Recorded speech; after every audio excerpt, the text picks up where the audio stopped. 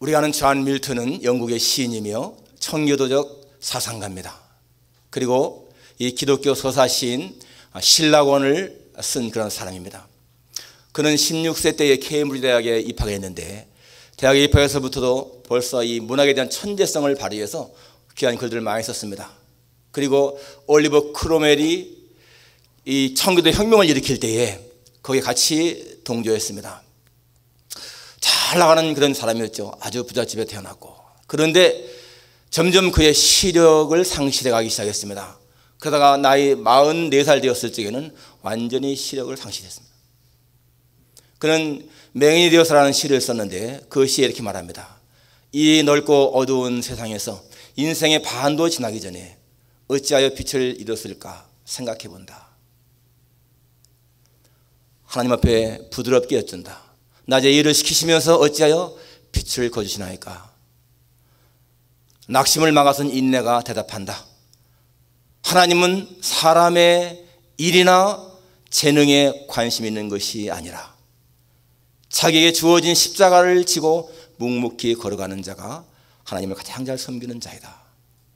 그렇습니다. 주님, 내게 주어진 이것이 내게 가야 할 십자가라면 내가 묵묵히 지고 하겠습니다. 그는 시력을 잃었지만은 그 올리버 크로멜이 혁명을 일으켜서 공화정을 이루었을 때 거기서 장관까지 지낸 사람입니다. 그는 육신의 눈은 잃었지만 시력은 잃었지만 그의 영혼의 시력은 아주 밝았던 사람입니다. 그는 하나님을 신실하게 믿었고 끝까지 죽을 때까지 하나님을 잘 섬긴 사람이었습니다. 우리 사람에게는 두 가지 눈이 있습니다. 영적인 눈이 있고 육체의 눈이 있습니다. 당연히 우리는 육체의 눈도 영혼의 눈도 다 정상이어야 좋겠습니다. 그런데 여러분, 만일에 내가 육체의 시력과 영적인 시력 가운데 하나만을 가질 수 있다면 뭘 택하겠습니까? 아마 많은 사람들은 육신의 시력을 선택할 거예요. 그래도 봐야 되니까. 그렇지만 사실 더 중요한 것은 뭡니까? 우리의 영혼의 눈이지요.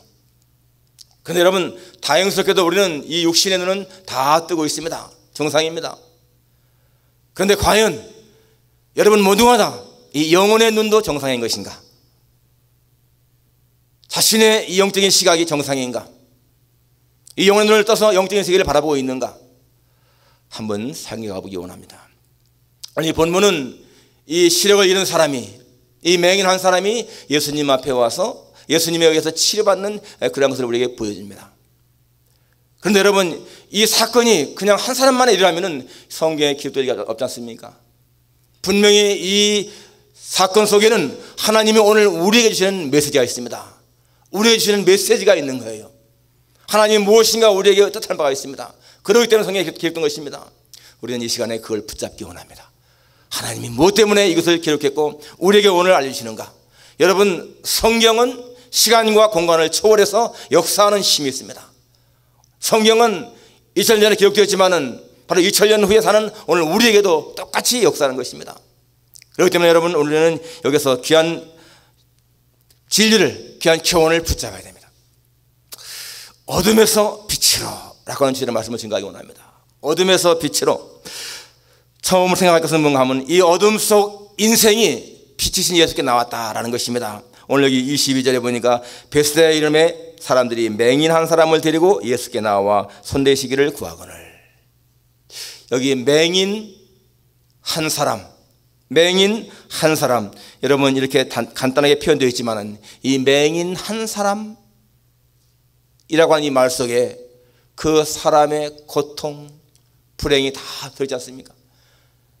이 사람은 맹인이기 때문에, 부자이기 때문에, 장애인이기 때문에 얼마나 많은 고통을 당했고 아픔을 당했겠습니까? 정상인들은 상상도 할 수 없는 그러한 일들을 이 장애인들은 당하고 있지 않습니까?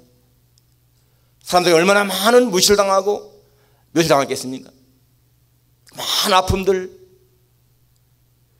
사람들은 이 맹인이 지나가게 되면 재수없다고 하지 않습니까? 지금은 많이 개선되었지만은 우리가 사는 이 미국에도 여러분, 이 네거리에 맹인들이 지나갈 수 있는 그 휠체어 그 턱 없앤 것이 불과 한 10년 정도밖에 안 되잖아요. 그전에는 그런 배려가 없었다는 얘기잖아요.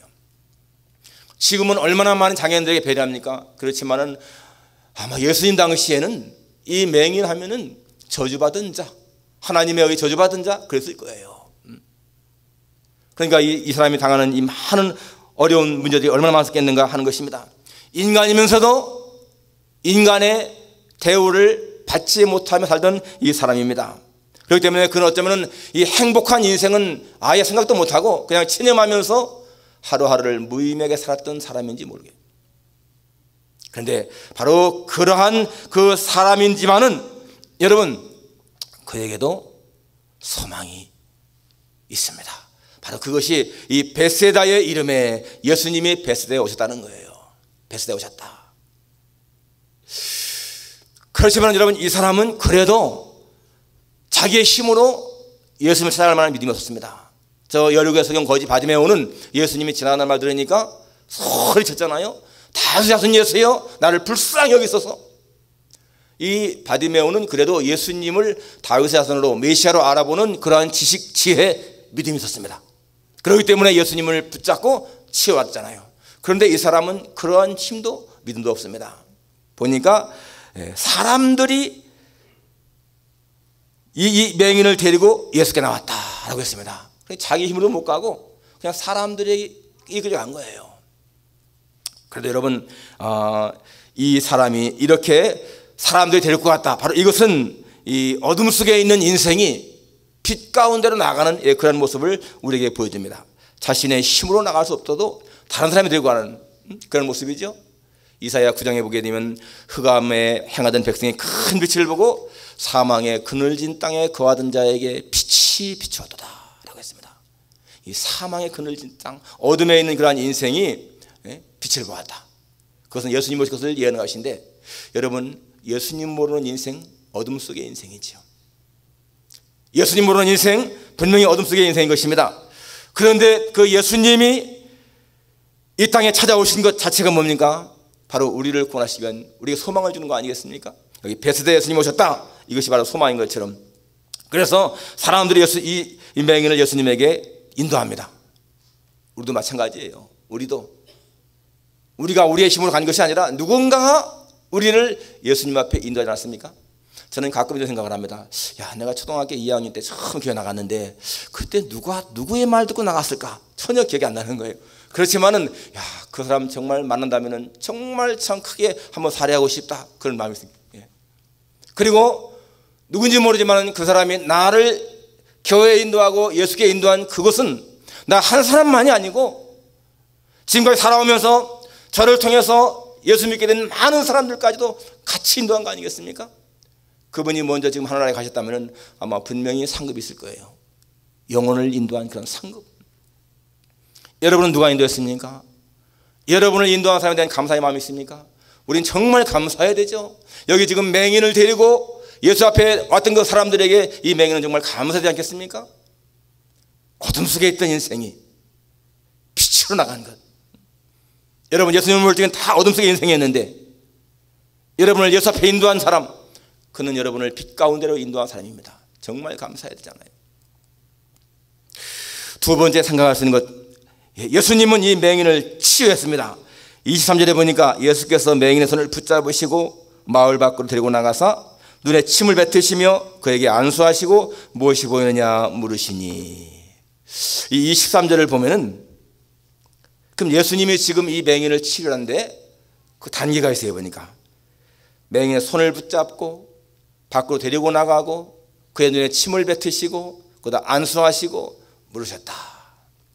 그런데 그 행동 하나하나를 우리가 가만히 보게 되면 이 맹인에 대한 주님의 사랑과 관심을 볼 수가 있어요. 사람들은 이 맹인을 볼 적에 재수없다 하면서 다 그냥 지나치고 무시하는데 예수님은 그에게 하나하나 손을 붙잡으시고 같이 밖으로 나가시고 그의 눈에 침을 뱉으시고 안수하시고 친절하게 물으시는, 바로 그것을 우리에게 보이지 않습니까? 바디메오가 예수님을 부를 적에 보세요. 다윗의 자손이여 나를 불쌍히 여기소서라고 할 적에 예수님을 따르던 많은 사람들은요, 이 바디메오를 아주 무시하면서 잠잠하라 그랬어요. 네가 내까지 게 어디 예수님을 찾느냐 하면서. 여러분, 사람들의 관심과 예수님의 관심은 다른 거예요. 사람은 아무리 인격이 좋아도 좀 비천한 사람, 가난한 사람, 병든 사람에 대해서는 무엇인가 마음에 무시하는 게 있습니다. 아무리 인격이 좋다 할지라도. 그러나 여러분, 예수님의 관심은 가진 자보다 갖지 않은 자, 가난한 자, 건강한 자보다 약한 자, 병든 자 더 관심이 많은 거예요. 문둥병자에게도 손을 대시며 이렇게 하시는 것처럼 이 사람에게도 그렇게 친절히 대하시는 예수님. 바로 우리는 여기에서 그 예수님의 사랑의 모습을 보지 않습니까? 자, 여기 예수님이 하신 그 단계가 몇 개 나오죠. 처음은 그의 손을 붙잡으시고, 예수님이 이 맹인의 손을 붙잡았다. 여러분, 이것은요, 빛이 어둠에 닿는 그런 모습인 거예요. 빛이 어둠에 닿게 되면 어떻게 되겠습니까? 당연히 어둠이 물러가죠. 바로 생명이 이 사망에 닿는 그런 모습, 바로 그것을 우리에게 보여줍니다. 예수님은 그러한 불구자에게도 정성껏 사랑을 베푸셨다. 문둥병자가 주여 원하시면 나를 깨끗게 하실 수 있습니다 라고 할 때 예수님은 그냥 내가 원한다, 깨끗한 받아라, 이렇게 하면 될 텐데, 성경에 보니까 그에게 손을 대시며 라고 했죠. 여러분, 문둥병자에 손 대는 것이 쉬운 일이겠습니까? 어려운 일이잖아요. 그런데 예수님은 그 문둥병자에게 손을 대시며 내가 원하는 깨끗함을 받아라, 그렇게 해서 그를 치유한 것을 보게 됩니다. 주님은 입으로만 말씀하시는 것이 아니라 행동 속에서 사랑을 보여주시는 분입니다. 예수님의 삶을 보게 되면 그냥 말로만이 아니고 실제 행동 속에서 당신의 사랑을 뜨겁게 보여주시는 것을 볼 수가 있어요. 우리가 오늘 본받아야 할 모습 아닙니까? 그리고 그 다음에는 마을 밖으로 데리고 나가셨다. 여러분, 왜 데리고 나갔을까요? 그것은 이 맹인과 1대1로 인격적으로 만나지기 원하는 겁니다. 많은 사람들이 있는 그 장소에서 그 소란을 피하고 둘만 단둘이 있는 곳에서 이 맹인과 관계를 갖고 인격적인 만남을 갖고 그를 치료하기 위한 그런 모습인 것을 보여줍니다. 여러분, 마찬가지입니다. 주님은 이 세상에 많은 사람이 있지만은 만나실 적에는 한 사람 한 사람을 개별적으로 만나는 거예요. 오늘 우리가 주님 만나는 거, 이런 회중 가운데 만난다 할지라도 주님은 우리를 인격적으로 개인적으로 만나주십니다. 그렇기 때문에 우리는 때때로 기도의 골방에서 주님 만날 수가 있는 것이고요, 우리 거실에서 기도할 때 만날 수 있는 것이고, 혹은 이렇게 성전에서 같이 예배드리면서 우리는 개별적으로 만날 수가 있는 것이고, 또는 기도원에서 어떤 특별 집회에서 그렇게 만납니다. 그런데 어떤 사람들은 여러분 병상에서도 만나지 않습니까? 물론 하나님이 그에게 일부러 병을 준 것은 아니지만은 그가 병상에 있을 적에 찾아오셔서 만나주시기도 하시고, 심지어는 감옥에 있을 때 그 감옥에 찾아가셔서 만나주시기도 하십니다. 그렇게 주님은 개별적으로 그렇게 만나주시는 분이십니다. 그러니까 주님과 단둘이만이 있는 시간 갖는 거 굉장히 중요한 시간인 거예요. 여러분이 정말 주님과 같이 있는 그런 시간 갖는 거 중요하다는 거죠. 그 다음에 보니까 눈에 침을 뱉으시며 라고 했습니다. 여러분, 이게 참 우리가 이해하기 힘들어요. 눈에 침 받았다. 예수님은 분명히 말씀으로도 고칠 수 있지 않습니까? 문둥병자 치료한 것처럼 내가 원하는 깨끗한 받으라. 무슨 뭐 백부장이라든지 수르보니 여인들에게 똑같이 내 믿는 너를 구했다, 평안히 가라, 그렇게 하면 다 끝나는 것인데, 여기 지금 예수님이 이 맹인의 눈에 침을 뱉었다. 여러분, 침 뱉는 것 그렇게 유쾌한 거 아니잖아요. 여러분, 누가 여러분에게 침 뱉어보세요. 얼마나 불쾌합니까? 굉장히 불쾌하잖아요. 침 뱉으면 그 가장 큰 무시의 표 아닙니까? 그런데 예수님이 왜 이 맹인에게 침 뱉었을까? 여러분, 여기에 어떤 숨은 교훈이 있지 않겠습니까? 저는 그렇게 생각합니다. 중요한 주님의 메시지가 있다. 여기에 침 뱉음 당하는 것 분명히 무시당하는 그러한 순간 아니겠습니까? 그런데 그 침뱉음 당하는 그 순간이 사실은 뭐예요? 예수님이 그 사람을 치료하는 과정인 것입니다. 하나의 과정인 거예요. 그러면 무슨 의미가 있겠습니까? 침뱉음을 당할 때 불쾌하는 그런 순간에 내가 불쾌하지만은 그러나 참아라. 지금 이 순간은 내가 너를 고치는 시간이다. 중요한 의미잖아요. 만일에 그때 이 맹인이 내가 아무리 맹인이지만은 이렇게 무시당할 수 없습니다 라고 하면서 그냥 가버렸다면 어떻게 됐을까? 고침받을 수가 없지 않습니까? 그런데 가장 굴욕적이고 무시당하는 그 시간, 바로 그 시간이 주님이 이 사람을 치료하는 시간이었다라는 것입니다. 여러분, 우리가 때때로 사람들에게 무시를 당할 때, 하나님의 일을 하다가 무시를 당하고 멸시당할 때 바로 그것이 기분이 되게 나쁘지만은 사실은 여러분 그 시간이 하나님이 나를 위해서 무엇인가 역사하는 시간이다 라고 생각해 보세요. 하나님, 내가 왜 이렇게 무시당해야 됩니까? 내가 뭘 잘못해서 이렇게 사람들에게 무시당해야 됩니까? 내가 이렇게 교회를 하는데 왜 교회를 하다 이렇게 무시당합니까? 라고 하는 그 순간에 여러분, 그것이 사실은 하나님이 나의 문제를 해결하는 시간이라는 거예요. 하나님, 왜 우리의 가정이 이렇게 비참한 일 당해야 됩니까? 왜 이렇게 어려운 일 당해야 됩니까? 하고 많은 주 앞에 원망하고 싶은 그러한 때, 바로 그러한 때가 사실은 하나님이 우리 가정의 문제를 해결하는 순간이다. 그 밀턴이 그렇게 44세의 맹인이 되었잖아요. 정말 한참 일할 수 있는 나이 아니겠습니까? 그리고 그 다음 해에 크루멜이 혁명을 일으켜서 같이 그 크루멜 정권이 있었고, 그때 그 장관까지 맹인인 채 장관한 거예요. 맹인인 채. 그리고 나이 66세에 사망했는데, 그러니까 44세에 맹인 돼서 66세 꼭 3분의 1 후반에 가장 좋은 나이대를 맹인으로 살았습니다. 그렇지만은 그가 맹인이 아니었으면요 신라관이 나왔을까요? 나올 수가 없죠. 그는 맹인이 된 후 15년이 지난 59세 때에 자기 딸들의 도움을 받아서 이 불후의 대작인 신라권을 완성시켰습니다. 그 신라권은 그 당시에 라틴어가 아니면은 이 문학계에서 인정받지 못하는 그런 시대였는데, 그는 모국에 대한 사랑 때문에 나는 영어로 쓰겠다 해서요 영어로 이 신라권을 쓰지 않았습니까? 그 신라권 그것 때문에 이 영문학이 얼마나 발전됐어요. 후세에 엄청난 영향을 끼쳤죠. 그가 맹인이 안 되었으면은 그러한 불의 대작 신라권이 나올 수도 없는 것이고, 그렇게 수많은 숱한 영향을 끼칠 수가 없습니다. 그러니까 참 신앙이 좋아가지고 내가 이렇게 빚을 잃었지만 이게 하나님이 내게 주신 멍에라면 내가 묵묵히 메고 가겠습니다 라고 하는 그 순종의 마음, 바로 그것이 하나님께서 이 밀턴으로 하여금 위대한 일을 하게 한 것이죠. 기억하십시오. 여러분이 무엇인가 사람들에게 무시를 당하고 어려움을 당하는 그 순간에 하나님을 원망하고 싶은 그 순간이 바로 하나님은 여러분을 위해서 좋은 일을 하는 시간이다, 그렇게 생각한다면 여러분 하나님에 대한 원망 버릴 수가 있잖아요. 아까 밀턴도 말하기를 낙심을 막는 인내가 말하기를, 그렇게 하잖아요. 낙심을 막는 인내가 말하기를 하나님은 사람의 일이나 재능에 관심하는 것이 아니라 자기에게 주어진 몽해를 묵묵히 메고 가는 자가 진정으로 하나님을 섬기는 자다.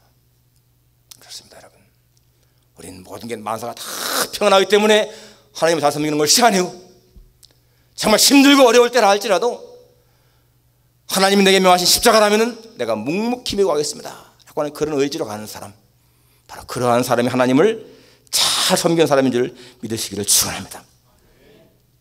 그 다음에 보니까 또 이제 안수했다고 그랬죠. 그에게 안수하시고 무엇이 뭐냐 물으시니, 여러분이 안수하는 것 자체가 뭐예요? 이것은 하나님의 능력이 임하는 시간이잖아요. 바로 안수함으로 말미암아서 이 맹인의 그 병이 치유받은 거예요. 예수님 말씀했습니다. 믿는 자에게는 표적이 따르니 저희가 내 이름으로 귀신을 쫓아내며 새 방언을 말하며 뱀을 집으며 무슨 노를 말지라도 해를 받지 않냐며 병든 자에게 손을 얹은즉 나으리라. 병든 자에게 손을 얹으면 낫는다. 여러분, 그때는요 어느 사람의 능력이 아니고 바로 그 순간에 하나님의 능력이 임하는 거예요. 그렇기 때문에 여러분, 여러분의 자녀들을 위해서 주님의 이름으로 안수하는 것 중요한 거예요. 자녀들을 위해서 할 수만 있으면 어린 자녀들 머리에 손을 얹고 기도하는 겁니다. 부모나 할아버지나 할머니가 기도하는 거예요. 예수님의 이름으로, 예수님의 이름으로. 안수받고 자란 아이들 잘못되지 않습니다. 기억하십시오. 여러분, 예수님의 이름으로 안수기도 받고 자란 아이들 잘못되지 않습니다. 많이 기도해야 되죠. 그리고는 물으셨습니다. 무엇이 보이느냐? 그러니까 이 맹인이 쳐다보며 이르되 사람들이 보이나이다. 나무 같은 것들이 걸어가는 것을 보나이다. 지금 희미하게 보이는 거예요. 여러분, 그렇지만은 캄캄한 어둠 속에 있던 사람이 그래도 무언가 이렇게 보인다, 희미하지만 보인다. 이게 얼마나 큰 발전이겠습니까? 아직은 사람인지 나무인지 분간이 안 돼요. 그런 사람 있지 않습니까? 영적으로 아직도 예수님이 정말로 우리의 구주인지 아닌지 분간 못하는 사람, 똑같은 상황 아니겠어요? 영적인 시각이 밝은 사람은 예수님을 볼 적에 정말 하나님 아들이시구나, 나의 구주시구나 확실히 그렇게 아는데, 이 영적인 시각이 흐린 사람들은 진짜 예수가 나의 구주인가 아닌가? 여러분, 사람은 시력이 좋은 사람은 2.0이라고 하잖아요. 2.0. 그래서 0한 1쯤 되는 사람은 이게 흐릿하게 안 보일 거 아니에요. 저도 옛날에 한 20살 때에 이 영양실조로다가 이 시력을 잃은 적이 있었습니다. 전혀 안 보이는 거예요. 앞에 있는 사람도. 저기 있는 사람 요만큼만 있어도 안 보이는 거예요. 얼굴이, 형체가 안 보이는 거예요. 답답하더라고요, 굉장히. 여러분, 독수리의 시력이 얼마인지 아세요? 독수리의 시력은 사람의 2.0의 3배, 6.0이랍니다. 6.0. 그러면 여러분 6.0이면 3배만 밝게 보이는 것이 아니죠. 훨씬 밝게 보일 거예요. 6.0이면. 그런데 하나님이 왜 독수리에게는 6.0을 주시고 사람에게는 2.0을 주셨을까? 아마 사람에게 6.0 시력을 주셨더라면 인간 절대 행복하지 않을 겁니다. 그렇죠? 자기 애인의 얼굴 보면 땀구멍이 다 환하게 보이고 화장한 자국이 말이죠, 다 선명해 보이고. 그러니까 하나님은 정확하게 사람을 창조하신 거예요. 인간에게는 2.0이 가장 좋은 거죠. 독수리에게 만일에 사람의 시력을 주었다. 그러면 독수리는 죽는 거예요. 그 공중에서 어떻게 먹이를 찾습니까? 하나님은 모든 걸 창조할 때에 때에 맞게 정확하게 창조하신 거죠. 하나님은 사람도 그렇게 가장 정확하게 창조했습니다. 영혼의 시력을 주신 거예요. 그런데 영적인 시력이 약해져서 모르는 거예요. 이 가운데에서 혹시라도 정말 예수님이 아직 내 구주로 확실히 안 믿어진다, 영혼의 시력이 약한 거예요. 그런데 여러분, 낙심할 게 아닙니다. 그 다음에 보니까 그 눈에 다시 안수하심에, 예수님 다시 안수하시니까 그가 주목하여 보더니 나가서 모든 것을 밝히 보는지라. 다시 한번 안수하니까요 확실하게 보였다는 겁니다. 그러니까 이 영적인 시력이 약한 사람들은 기도해야 돼요.